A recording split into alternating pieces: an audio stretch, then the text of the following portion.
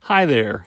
My name is Dean Davis, and this is a word of encouragement for village church planters. Shortly after I became involved in church planting, I finished my seminary education and prepared to leave my home country for Ecuador, South America. Just a few months before leaving home, I was with my mother. No one else was with us when she asked me a very personal question. My mother asked me, her youngest son, Dean, when you go to Ecuador, is there anything that you are afraid of? I was so surprised. I was a little embarrassed. No one had ever asked me that question before. I thought for a moment. I knew I needed to tell her the truth. After all, she was my mother. So I told her the biggest fear I had about going to Ecuador to plant churches. I said, the only thing I'm afraid of is that I might go all the way to Ecuador to tell people about new life in Jesus, and they might not listen to me.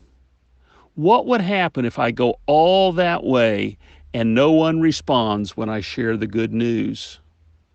I was being honest. I didn't want to fail as a preacher of the gospel, but I thought I might. My mother kindly said, "Don't be afraid. God will be with you, Dean."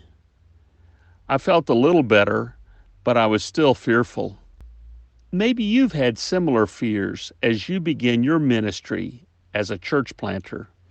If you have, I have some good news for you. Jesus has promised us that the harvest is plentiful. The story recorded in Luke 10 about Jesus sending out 72 of his followers to the towns of Israel gives us hope. Jesus said, "The harvest is plentiful." Jesus said, "First say peace to this house. If someone who promotes peace is there, your peace will rest on them. If not, it will return to you. Stay there, eating and drinking whatever they give you, for the worker deserves his wages.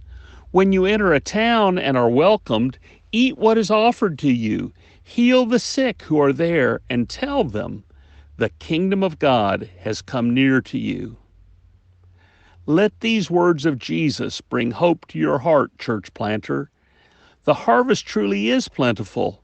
There really are men and women of peace who are ready to be blessed, people who are hungry for good news, people who long to know God. Your job as a church planter is to find them. You may struggle. It will be difficult. But there are persons of peace waiting for you. By God's grace, you will find them, and they will respond to the good news you share. You can trust Jesus for that. This has been a word of encouragement for Village Church Planters.